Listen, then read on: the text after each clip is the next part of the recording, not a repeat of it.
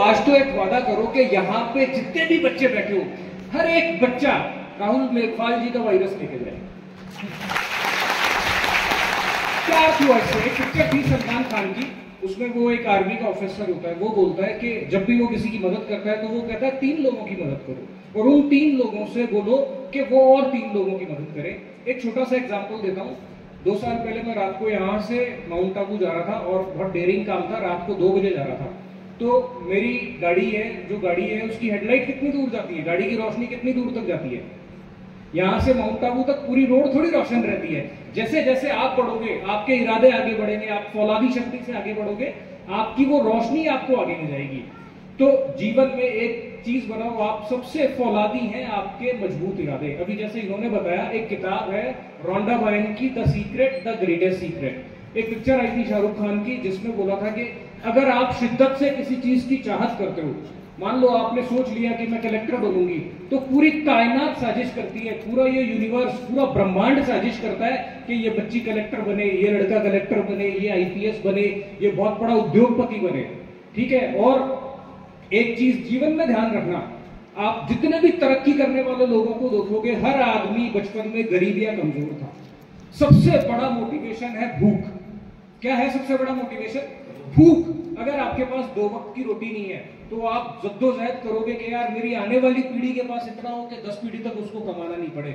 और दूसरी चीज जो सर ने कहा था, एक बार मैं मेरे घर पे 17-18 साल का था, मेरी छोटी बहन झाड़ू पोछे लगा रही थी और मेरे एक रिश्तेदार आए, वो उस टाइम एडीजी की पोस्ट पे थे, एडिशनल डिस्ट्रिक्ट जज थे, जिप्सी में आए और मेरे पिताजी ने बोला भाई साहब अंदर आओ, आप थोड़ा चाय पानी लेके आओ।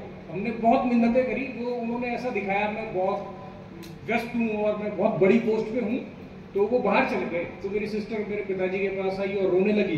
बोले पिताजी ये मैं नाम नहीं लूंगा, मेरे कौन से रिश्तेदार है। बोले ये क्यों नहीं आए? तो उन्होंने बोला बेटा तुम्हारे अंदर ऐसी कोई सुगंध नहीं है कि तुम्हारे पास आए। मेरी सिस्टर ने प्रण लिया, आरएस के प्रथम प्रयास में उसने 3री रैंक पाई। अब आज वो रिश्तेदार होते हैं, कई मंच पे होते हैं, ये दोनों मेरे खास रिश्तेदार हैं। तो आपको किसी को जवाब किससे देना है? अपने एक्शन से। आपके कर्म आपके शब्दों से ऊंचे होने चाहिए। आपको, मैं एक बार 11वीं या 12वीं में था, 42 किलो वजन था मेरा, तो मेरे पिताजी के पास बुलेट मोटरसाइकिल थी, तो मैं बुलेट मोटरसाइकिल लेके जा रहा था। ये कहानियां बताना आपको जरूरी है। तो एक अंकल थे, 6.25 फीट हाइट थी उनकी, मुझ पर टॉन्ट मारने लगे, यार शैलेंद्र बुलेट गिर जाएगी तो उठेगी नहीं। तो मैंने प्रण लिया कि मेरे को एग्जाम पास करना है, पहला एग्जाम इंडियन आर्मी का पास करना है। 2005 में मेरा लेफ्टिनेंट पे सिलेक्शन हुआ। जयपुर में महाराजा कॉलेज में पढ़ते थे हम, तो महाराजा कॉलेज में एनसीसी के लिए सिलेक्शन होना था। तो सिलेक्शन लेने के लिए टीम आई, उन्होंने बोला कि सिलेक्शन इतने सारे बच्चों का कैसे करें। तो महाराजा कॉलेज में ग्राउंड है, उन्होंने यहाँ पे हम सबको खड़ा कर दिया और सामने एक रस्सी लगा दी। बोलो जो उस रस्सी को सबसे पहले छुएगा और जो शुरू के 15 या 20 बच्चे छुएंगे वो इस एग्जाम में पास होंगे। मेरी हाइट बहुत ज्यादा नहीं है, वजन बहुत ज्यादा नहीं है, 6.25 फीट के लड़के थे और भाई साहब की तरह बलिष्ठ लड़के थे। मेरे को बोले यार तू क्यों भीड़ बना रहा है यार, कमजोर सा लड़का भी गिर पड़ जाएगा, चोट लग जाएगी। तो मैं अंदर ही अंदर सोच रहा था कि यार रेस कैसे जीतूं। पता है जीवन में आपकी रेस किससे है? किससे आपकी रेस? खुद से। एक नाम सुना आपने, फिल्म में एक हीरो है जितेंद्र। जितेंद्र का मतलब क्या है? एक विद्यार्थी को होना चाहिए जितेंद्र, अपनी इंद्रियों को जीतने वाला। आपका मन कहेगा सोले यार, सुबह 4 बजे ब्रह्म मुहूर्त में आपको उठना है। अगर आपके अंदर भूख है, वो भूख आपको 3:30 बजे उठाएगी। लेकिन आपका मन क्या कहेगा? अरे रजाई में मजो आ रहे हो यार, सोले यार, ठंडी हवा आ रही है ना। आपकी जीभ क्या कहेगी? कहीं खाना खाने जाओगे, 4 पूड़ी और खा ले यार। वो 4 पूड़ी आपके 4 घंटे खराब करेगी। क्यों खराब करेगी? उस पूड़ी को पचाने के लिए आपका शरीर का, पूरे दिमाग का ध्यान उसमें लग जाएगा। स्टूडेंट को कैसा होना चाहिए? काक चेष्टा बकोध्यानम श्वान निद्रा। कुत्ते को देखा है कभी? कुत्ते के पास से गुजरो, आप एकदम से खड़ा हो जाएगा, वैसी आपकी निद्रा होनी चाहिए। बकोध्यानम, बगुले जैसा ध्यान होना चाहिए। देखा है कभी बगुले को? ऊपर से आता है, मछली के ऊपर झपट्टा मारता है। आपका ध्यान सिर्फ आपकी किताब पे होनी चाहिए। 3 चीज आप नोट करो आज से, आपका 3 चीजों पे सिर्फ ध्यान होना चाहिए। आपकी सबसे बेस्ट दोस्त आपकी किताब होनी चाहिए। अभी जैसे भाई साहब ने बोला था, मेरे पिताजी ये सेम लाइन्स बोलते हैं। आपके घर में मौत भी हो गई किसी की, आप शमशान जाओ, वापस आओ, अपनी किताब साथ रखो। मेरे चाचा जी थे, सरकारी स्कूल में पढ़ते थे गांव में, उनका बिट्स पिलानी में सिलेक्शन हुआ, BITS, Birla institute of technology and science. आज से 40 साल पहले उनके फिजिक्स, केमिस्ट्री और मैथ्स तीनों में 100 में से 100 नंबर। वहां से निकल के वो आर्मी में लेफ्टिनेंट बने और उनकी बदकिस्मती रही कि जम्मू कश्मीर में उनके ऊपर एक अटैक हो गया। वो हमें उनसे प्रेरणा मिलती थी, सादा हवाई चप्पल पहनते थे। हमारे नीम का थाना में एक फैक्ट्री है वीनस चप्पल की, और शादी में जाते थे, बारात में जाते थे, उनके पास एक वो जो अपने गांव में पैंट शर्ट पुराने हो जाते हैं उससे एक थैला सीलते हैं, उस थैले में किताब और कलम रहती है। तो आज से 3 चीज आप गांठ बांध लो। एक किताब आपके पास 24 घंटे साथ होनी चाहिए। आप ट्रेन में जा रहे हो, आप ये बहाने नहीं लगा सकते मेरे पास टाइम कम है, सबके पास 24 घंटे हैं। दूसरा चीज, आप जिस किसी देवता को, आध्यात्म को, किसी अंदरूनी शक्ति को मानते हो, जैसे सर ने बोला भी सूर्य देवता को आप अर्घ दो, पानी दो।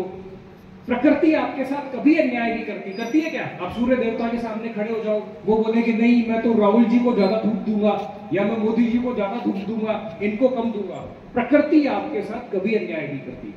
सिर्फ आपको अपने दृढ़ विश्वास से, आत्मविश्वास से, और सबसे मजबूत, आप हमारे बॉडी के अंदर ट्रिलियन अरबों खरबों सेल्स होते हैं, कोशिकाएं होती हैं। उन कोशिकाओं को सिर्फ आपके मजबूत इरादे एक आदेश देते हैं। तो आपको उसको क्या आदेश देना है? आपको जूझना है, लड़ना है, अंतिम अपने आप के जो रक्त की एक एक बूंद है उसको लड़ने काबिल बनाना है।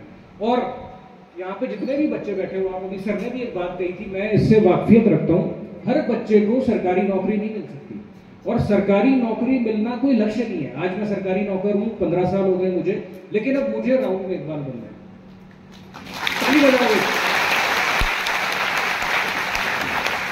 सरकारी नौकरी ली मैंने, 1 लाख रुपए तनख्वाह ली, घर पे गया, 4 बच्चे पाले।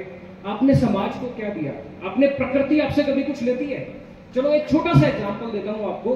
कभी आप गांव में जाते हो या अपने परिवार में जाते हो, बच्चियां सुनना जरूर, आपने बरगद का या पीपल का वृक्ष देखा होगा, कहीं देखा है?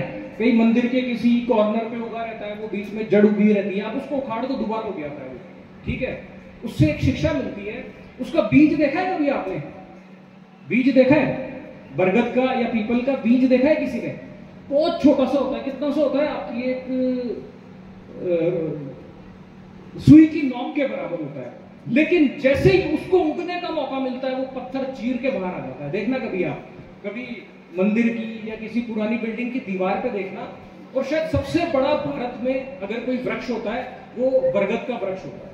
उसमें जूझने की, जीने की इतनी इच्छा होती है, और आप उस पर पत्थर फेंको, आप उसके नीचे आग लगाओ तो भी क्या देगा? वो आपको छाया देगा और आपको पानी देगा। तो आपको प्रकृति से ये सीखना है। और ये कोचिंग निशुल्क नहीं है, आप सुनना, निशुल्क नहीं है। इसके लिए राहुल जी, इनकी टीम अपना जीवन न्यौछावर कर रहा है। इसका आपको शुल्क कैसे चुकाना है, आपको यहां से सीख के हमारे राष्ट्र के निर्माण में, हमारे देश के निर्माण में, हमारे समाज के निर्माण में, ये जितनी भी बेटियां बैठी हैं, आज से आप प्रण ले लो, नारी को, नारी का दोस्त बनना है। आज कहीं कोई नारी जला दी जाती है, कहीं कोई लड़की दहेज के चक्कर में उसकी हत्या हो जाती है। अगर आप कारण जानोगे, उसके पीछे उसकी सास होती है, उसकी देवरानी होती है, उसकी जेठानी होती है, उसकी ननद होती है। तो यहां से आप ये प्रण लो। और पढ़ने का एक तरीका आपको बताता हूं।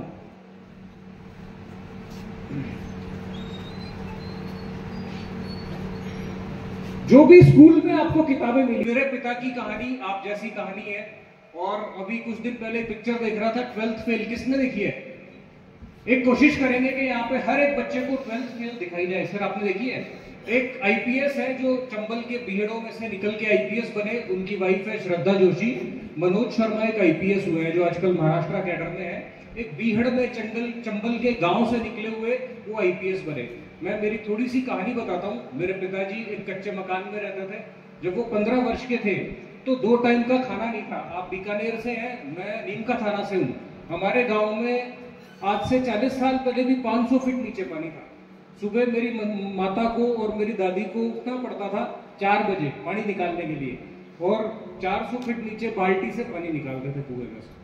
तो हमारे उधर यहाँ पे थोड़ा सा मैंने एक चीज देखी है, यहाँ हल्का सा मेवाड़ में आराम है थोड़ा सा।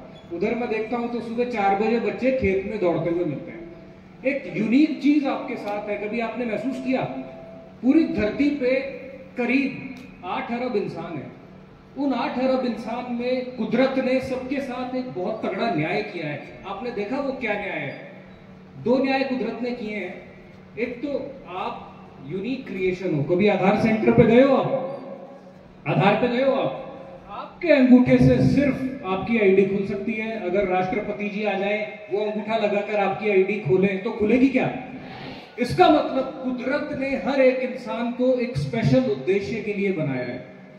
अगर खुद के लिए जीना चाहते हो तो नौकरी करो, पढ़ाई करो, पैसे कमाओ, और अगर देश के लिए, राष्ट्र के लिए, समाज के लिए कुछ करना चाहते हो तो राहुल मेघवाल बनो। मैं आज मेरी धारणा चेंज हो गई है। पहले मैं दो लोगों को शिक्षा में बहुत तगड़ा वो हीरो मानता था। आजकल बहुत यूट्यूब पे वीडियोस चल रहे हैं, एक अवध ओझा सर का और एक विकास दिव्य कीर्ति जी का, लेकिन उनसे भी बड़े हीरो आपके सर है राहुल मेघवाल। कुछ दिन पहले YouTube पे एक वीडियो देख रहा था, आप भी देखना जरूर। एक पीपल बाबा करके एक व्यक्ति है, वो 1,57,00,000 पीपल लगा चुके। पीपल बाबा उनका नाम है। तो मैं सुन रहा था रात को, मुझे नींद नहीं आती तो मैं YouTube शॉर्ट्स चलाता हूँ जो मोटिवेशनल होते हैं। उन्होंने बोला कि बोले अगर आप जिंदा रहते हो तो कुछ ऐसा काम करो, अमर रहना चाहते हो तो आपके बाद भी सदियां याद करें। तो मैं अपने पिताजी की कहानी से शुरू करता हूँ। जब वो निकले, मेरा जन्मदिन 12 जनवरी को आता है और उसी दिन स्वामी विवेकानंद जी का जन्मदिन आता है। अगर हम, कुदरत ने हमारे साथ न्याय क्या किया है, सभी का दिमाग की साइज 1350 ग्राम है। वो कोई भेद नहीं करती आप किस जाति के हो, किस वर्ग के हो, कहाँ मेवाड़ से हो, मारवाड़ से हो, पाली से हो, सीकर से हो। दूसरी चीज, आपके पास, सबके पास 24 घंटे हैं, चाहे टाटा हो, बिरला हो, अंबानी हो, आपको उसका बेस्ट सदुपयोग करना है।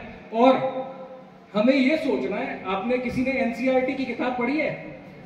एनसीईआरटी की किताब पढ़ी है, उसमें गांधी जी का एक जंतर है। आज इस जंतर को आप अपने जीवन का उद्देश्य बना लो